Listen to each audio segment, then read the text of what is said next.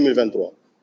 Donc le gouvernement vous a produit, ou plutôt a produit pour la consommation étrangère, un document de 5 pages. Un document de 5 pages qui n'est qu'un document accusatoire contre le candidat Ousmane Sonko et contre les militants de PASTEF.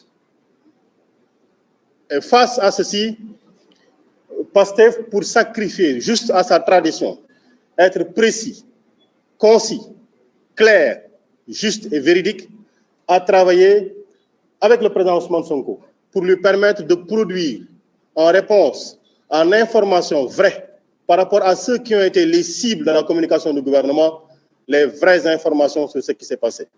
Et nous choisissons le moyen du contradictoire parce que nous remettons entre vos mains et entre les mains des organisations internationales au Sénégal tous les éléments documentaires, de documentation pour leur permettre de dire que nous avons dit vrai ou de constater que nous avons été faux. Ce que le gouvernement n'a pas choisi de faire. Et je m'en vais directement lire, vous me le permettrez, donc citer in extenso le président Ousmane Sonko. Face aux événements tragiques qui ont suivi, le harcèlement judiciaire et la décision dont j'ai été l'objet dans l'affaire m'ayant opposé à une citoyenne sénégalaise qui m'a injustement accusé de viol et de menace de mort par arme à feu, je voudrais porter à l'attention de l'opinion nationale et internationale ma part de vérité. Ce texte, accompagné d'annexes, est un récit documenté. Il apporte une réponse aux allégations non documentées du gouvernement du Sénégal, me présentant comme étant le responsable des événements tragiques qui se sont récemment produits au Sénégal. Il est accompagné d'un ensemble de pièces et annexes prouvant la véracité des faits qui relèvent de la responsabilité historique et entière du président Macky Sall, de son ministre de la Justice, de son ministre de l'Intérieur, sa police, sa gendarmerie, ses milices armées et ses juges. Ce document est destiné en premier lieu au peuple sénégalais, ensuite aux autorités consulaires, aux organismes internationaux, aux amis et partenaires du Sénégal, ainsi qu'à tous les démocrates d'Afrique et du monde. Pour contribuer à la clarté des événements cités, ce témoignage factuel et non polémique, uniquement guidé par le souci de rétablir la vérité, est conçu autour des points que nous allons développer là et maintenant. Et quels sont ces points? Il nous faut retourner à l'origine de tout ce qui s'est passé. Le cadre documentaire a présenté la situation. Je voudrais simplement que l'on s'accorde sur une chose. La notion de violence exprime l'exercice d'une contrainte, d'un assujettissement par la violence, même donc par la contrainte, qu'elle soit une contrainte physique ou morale, en tout cas pour enlever le libre arbitre, pour contraindre une personne à faire ou à ne pas faire quelque chose dont elle aurait la liberté de faire ou de ne pas faire. Voici en substance la définition qu'on peut donner de la violence. Mais quand on regarde toujours le cadre de la violence, il y a toujours un brimeur, un bully. That's true. Il y a toujours un brimeur, donc quelqu'un qui exerce la violence. Il y a des faits de violence et il y a la victime. Et les faits de violence sont toujours constatés sur la victime. Je dis bien, les faits de violence sont toujours constatés sur la victime. Et depuis 2021, et depuis même l'histoire de 2002, la radiation d'Ousmane Sonko, faites l'historique des victimes. Faites bon sang l'historique des victimes, vous ne verrez autre personne que militants de PASTEF ou de l'opposition. Parce que les sièges qui sont attaqués depuis 2016, c'est un acte de violence. C'est contre le siège de PASTEF. C'est PASTEF qui en a été victime. Mariam Sagna qui a été tuée, c'est une militante de PASTEF. C'est une violence. C'est contre un militant de PASTEF. Faites la situation de tous ceux qui sont en prison pour opinion politique, pour militantisme à PASTEF, dans PASTEF. Faites-le. Ceux qui ont été torturés, ceux qui sont morts, ceux qui ont eu des blessures, à la majorité, à 99,99%, sont des militants de seul parti. Il y a simplement une conclusion à en tirer. Ou bien, c'est les victimes, ou bien, celui qui a fait la riposte a riposté de manière absolument violente contre une personne, un citoyen sénégalais. Et tout ce qu'ils disent, c'est la violence, la violence, la violence. Mais les victimes de violence, on les connaît aujourd'hui. Ils ont des noms, ils ont des visages, ils ont des balafres, ils ont des sacrifices qu'ils subissent. Ils sont en prison, ils ne sont pas avec leur famille. Et tout ce bon monde-là se trouve dans un seul bord.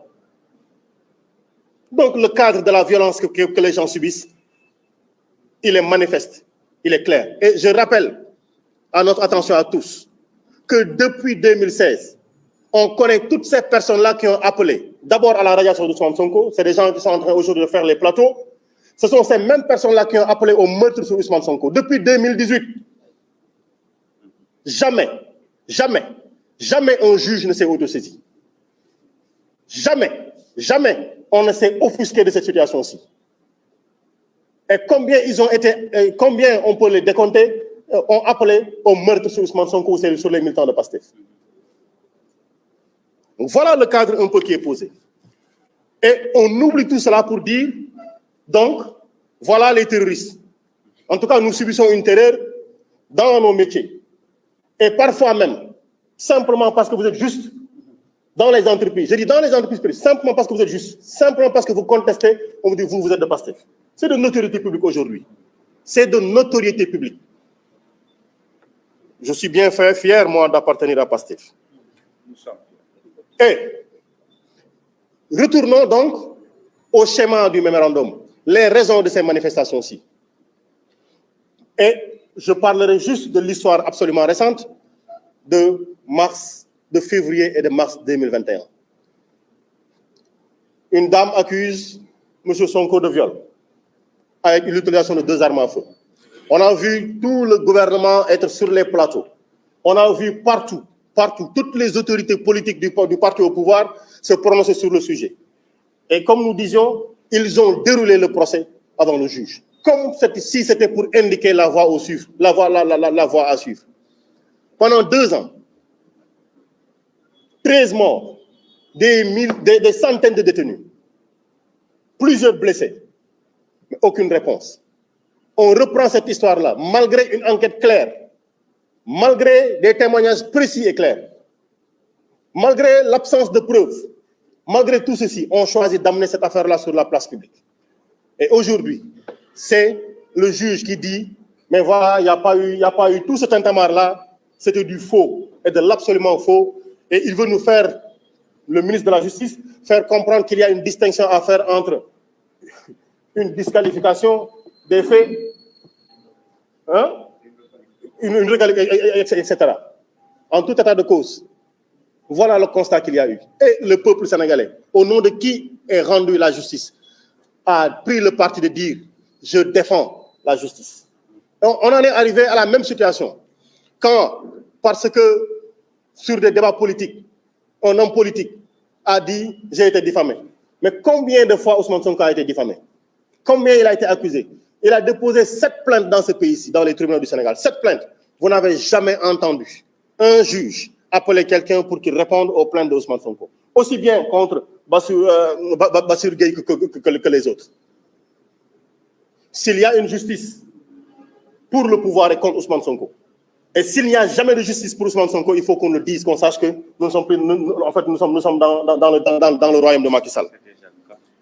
Et au-delà même d'Ousmane Sonko, nous l'avons dit tout à l'heure, il y a une traque absolue, un matraquage absolu contre toutes les voix discordantes. Et ça a commencé par le parti PASTEF. Mais pendant longtemps, Ousmane Sonko a alerté. Il a toujours dit, ne pensez pas que ce qui est en train de s'abattre sur PASTEF, cette violence d'État qui est en train de s'abattre sur PASTEF est strictement réservée à PASTEF. Parce que demain, quand il y aura une voix discordante, demain, quand vous serez touché, demain, quand vous voudrez donner votre avis, on va vous appliquer les mêmes règles que nous sommes en train d'appliquer à PASTEF. Et aujourd'hui, on a fini d'en avoir les preuves, on a fini d'en avoir la matérialisation exacte, parce qu'au-delà de Bassirou Diomaye Faye, de El Malick Ndiaye, M. Bracelet, de Waly Bodian, de Abbas Fall, Bilal Diatta, Fadilou Keita, Serigne Assane Mbacké, Amidia et autres, Babacar Ndiaye, le responsable des jeunes, et tout ce beau monde-là, il y a aujourd'hui d'autres personnes qui ne sont pas militants de PASTEF. Et simplement parce que ces personnes-là ont voulu donner un propos contradictoire, un propos objectif sur la situation qu'on vivait au Sénégal. Pape Alé Niang, Serigne Saliou Gueye, Papa Ndiaye, Babacar Touré, Oustaz Assane Seck. Au-delà de ces personnes-là également, il y a des gens de la société civile qui ont eu à aller dormir à l'hôtel 0 étoile simplement parce qu'elles avaient une opinion contradictoire, une opinion qui rétablissait la vérité. Et Dambo connaît bien l'histoire. Nitdoff, Abdou Karim Gueye, Anibal Ndim, Cheikh Omar Diagne, aujourd'hui Cheikh Bara Ndiaye et Walfadjri pour l'histoire que nous en connaissons. Et à côté de ceci, nous sommes dans un pays où, aujourd'hui, je dis, au premier trimestre de l'année 2013, sur l'exécution du budget, c'est le ministère de l'Intérieur et le ministère des Forces armées qui ont les plus grandes hausses d'utilisation du budget. Dans l'année 2023, je veux dire. Ça veut dire quoi? La consommation budgétaire la plus importante, c'est le ministère de l'Intérieur et le ministère des Forces armées. C'est pourquoi? C'était pour acquérir du matériel militaire. C'était pour acquérir du matériel de maintien de l'ordre. Mais ce matériel-là ne sert pas à savoir où se trouve le corps de Didier Badji de Fulbert Sambou, où François Mancabou est. Et qu'est-ce qui s'est passé? Il sert simplement à dire à El Malick Ndiaye, on te suit. Il sert simplement à dire à Birame Khoudiailo, on te suit. Il sert simplement à dire à Ousseynou Ly, on te suit. Il sert simplement à dire à Bassirou Diomaye Faye, on est en train de traquer toutes tes messageries sur Facebook. Chaque fois que vous écrivez, nous allons commenter. Ils passent leur nuit à lire, à relire pour voir quel est le mot qui peut asseoir une infraction.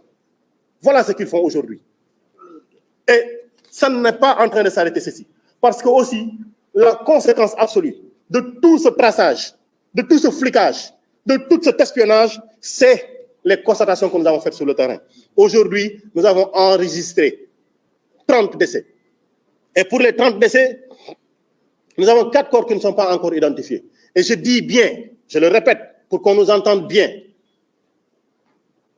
vous n'avez pas entendu des pluies, vous n'avez pas entendu des tornades, vous n'avez pas entendu des bateaux qui ont chaviré dans les océans.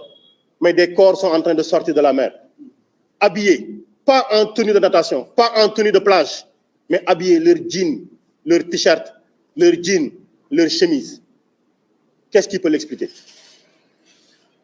Et toutes ces victimes, plus de 80% de ces victimes-là ont été tuées par balle. Et je dis, il était encore difficile il y a quelques jours pour ces familles-là de récupérer les corps. Parce que quand les médecins légistes ont établi les morts, les décès par balle, les autorités de l'ordre, parfois, ont refusé de signer ces papiers-là, de consigner ces papiers-là pour permettre aux familles de récupérer les corps. Voilà les constatations que nous avons faites. Et il y a 157 blessés, dont 15 l'ont été par balle. Voilà la situation que nous avons. Mais je dis, dites-vous bien, tous ces chiffres que l'on donne, toutes ces statistiques que l'on donne, ne sont orientés que dans un seul sens. Les victimes de ces violences-ci. Donc, s'ils étaient supposés être ceux qui exerçaient la violence, ils sont bien faibles par rapport aux ripostes. Ces personnes-là, blessées ou mortes, ont été bien faibles par rapport à la riposte. Et qui a été l'auteur de la riposte? J'accuse le gouvernement du Sénégal d'avoir été l'auteur de ripostes disproportionnées. Et c'est là ce qui explique, quand le Premier ministre est venu à l'Assemblée nationale, on lui a posé la question de savoir quelle est l'analyse qu'ils font sur le niveau de réponse à la manifestation qu'il y avait et l'usage de la violence. L'usage de la violence d'État, l'usage d'armes, de la torture, des menaces, du traçage, du matraquage, tout ceci, il n'a pas voulu répondre. Lui, le neutre du gouvernement. Il n'a pas voulu répondre. Et on a vu le ministre des Affaires étrangères nous déclarer que le Haut Commissariat des réfugiés, les Nations Unies, ont donné un satisfecit au gouvernement du Sénégal. Encore un saupoudrage, encore un mensonge. Parce que ce qui a été dit, ce n'est pas que le Sénégal est dans de bonnes conditions. Ils ont simplement dit que le Sénégal a l'habitude de déposer ces documents en temps. Mais la réalité, c'est qu'est-ce qui est contenu dans ces documents-là. S'ils ont été si pressés de produire le livre blanc, vous qui avez pris le temps de le lire, truffé de fautes et de mensonges, ils continueront à produire des rapports truffés de fautes et de mensonges. Et ce rapport-ci est truffé de mensonges et d'inexactitudes. Et pendant ce temps, aujourd'hui, ça fait plus de 20 jours que le président Ousmane Sonko est séquestré chez lui. Ça fait aujourd'hui 20 jours que ses avocats ne peuvent pas lui rendre visite. 20 jours qu'aucun militant ne peut lui serrer la main. 20 jours que sa famille ne peut pas sortir librement. 20 jours qu'aucune autorité ne peut produire un document attestant de la légalité, de la légitimité et de la normalité de la décision qui a arrêté de séquestrer Ousmane Sonko et de le mettre en résidence surveillée de manière tacite. Mais nous le disons, tout ceci est documenté. Si la justice a choisi son camp, nous le répétons, il y a toujours une justice au-delà de la justice intérieure. Et nous produirons toute la documentation. Nous leur donnons le choix, la liberté de nous apporter la contradiction. Nous leur donnons le choix. Ils ont leurs informations, ils ont leurs officines, ils ont leurs Israéliens, ils ont leurs milices, etc. Nous leur donnons la latitude de nous apporter la contradiction, mais qu'ils sachent que nous irons à la Cour pénale internationale et tout ce que nous allons dire sera documenté. Qu'ils continuent à nous mettre en prison, qu'ils continuent à nous tirer dessus, et qu'ils le sachent aussi, quand on appellera à manifester dans 2 jours, parce que, je dis bien,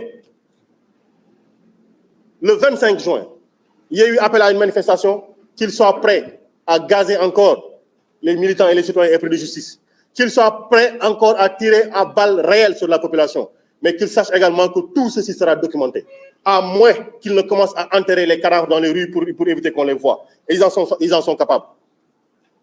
Je dis bien, ce jeudi 23 juin, à 11h à Paris, il y a cette présentation de la phase opérationnelle de la saisine des juridictions internationales contre la répression sanglante. Le 23 juin, un important rassemblement se tiendra par la diaspora sénégalaise et toute la diaspora encore y est invitée devant le parvis de la Haye, la cour de la Haye. Et je dis, nous appelons encore l'ensemble des citoyens sénégalais épris de justice contre les barrières de la honte à venir dire nous voulons enlever ces barrières, nous allons les enlever en attendant que l'autorité qui a signé, qui interdit que l'on rende compte, que l'on aille voir Ousmane Sonko, tombe le masque et se dénonce lui-même. Et se dénonce elle-même. C'était en résumé ce que nous voulions vous dire, les propos que nous voulions partager avec vous, en vous disant, bien entendu, que aujourd'hui, la répression de Macky Sall a un visage. Parce qu'ils sont passés de maintien de l'ordre au crime d'État. Et on le sait, nous l'avons dit, et nous n'allons jamais cesser de le répéter. Ils ont acheté énormément d'armes, ils ont voulu nous le montrer au 4 avril. Énormément d'armes. Et ils nous disent que des terroristes sont entrés au Sénégal. En nous disant que des terroristes sont entrés au Sénégal, ils sont en train de nous dire que l'armée a démissionné. Parce que l'armée fait la police des frontières. Donc ils sont en train de nous dire que l'armée est incapable de protéger nos territoires.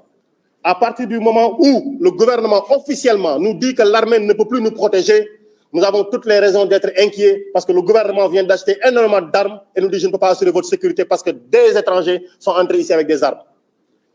Le gouvernement du Sénégal est en train de dire que les douanes sénégalaises sont incapables de faire leur travail parce que des étrangers sont en train de faire rentrer au Sénégal ici des armes. Jusqu'à la preuve du contraire, les seules armes qui sont entrées au Sénégal ont encore été commandées par le gouvernement du Sénégal. Et pour le dénoncer, aujourd'hui, la stigmatisation de la région sud, il faudrait que nous en parlions.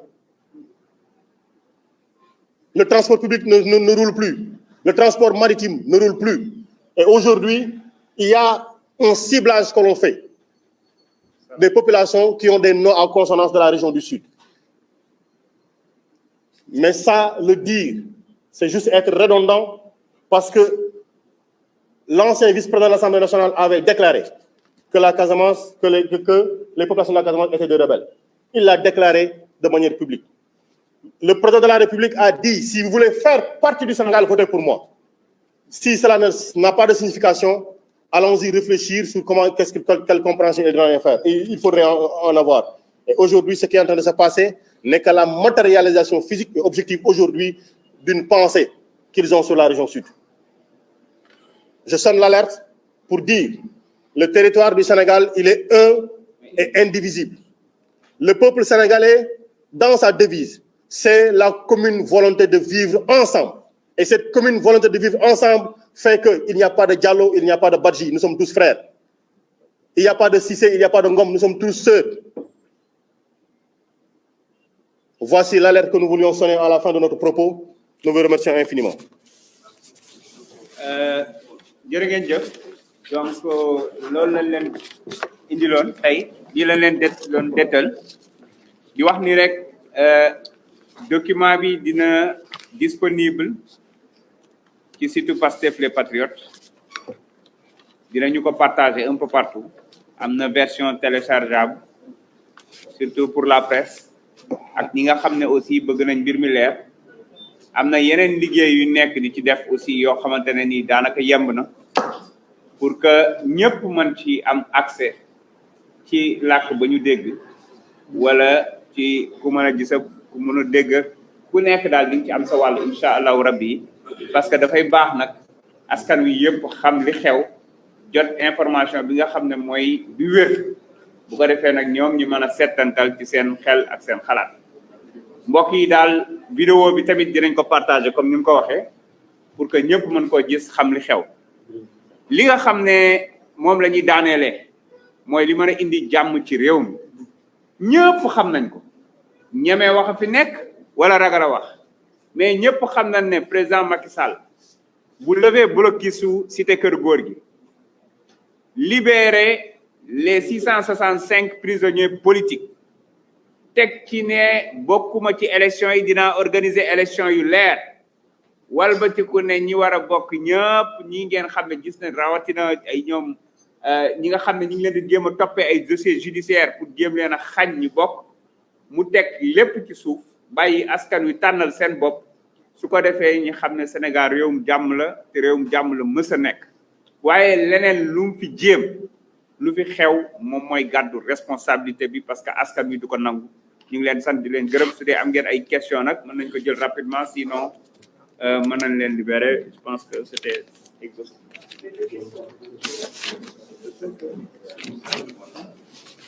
C'est bon.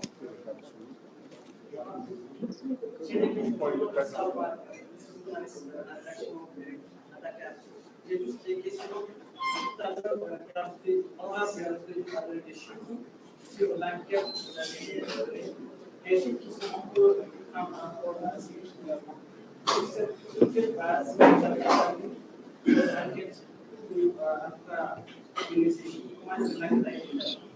Deuxièmement, le gouvernement attend un financement sur le combat Bon, alors, je pense avoir été très précis dans mon propos. J'ai dit, le gouvernement a juste pris 24 heures ou 48 heures pour sortir son document. Le document que nous sommes en train de produire aujourd'hui est étayé document annexe et de preuves matérielles. Les noms et familles de toutes les victimes sont connus. Ceci, c'est des informations bien précises. La situation des détenus est connue parce qu'au quotidien, il y a une tournée que les gens font pour savoir dans quelle situation les détenus sont, pour pouvoir mettre à leur disposition des avocats. Mais ça, nous le faisons, ça nous permet d'avoir des informations. Je suis clair, j'ai dit, toutes les personnes mortes ont un nom, un prénom et une famille. Je pense que je ne peux pas être plus clair que cela. Le gouvernement peut dire 7 morts ou 14 morts. Si je dis 30 morts, demandez-moi les noms et les prénoms. J'ai dit, on a 26 personnes bien identifiées, prénoms, noms, et 4 personnes qui ne sont pas identifiées. Je pense que cela est clair sur le nombre de décès.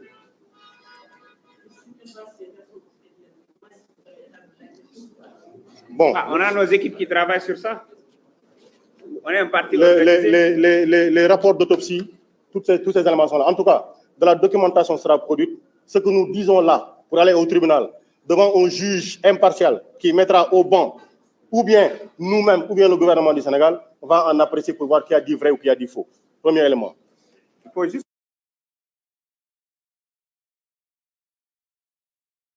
Je pense que c'est assez clair. Le gouvernement ne vous a pas donné de nom.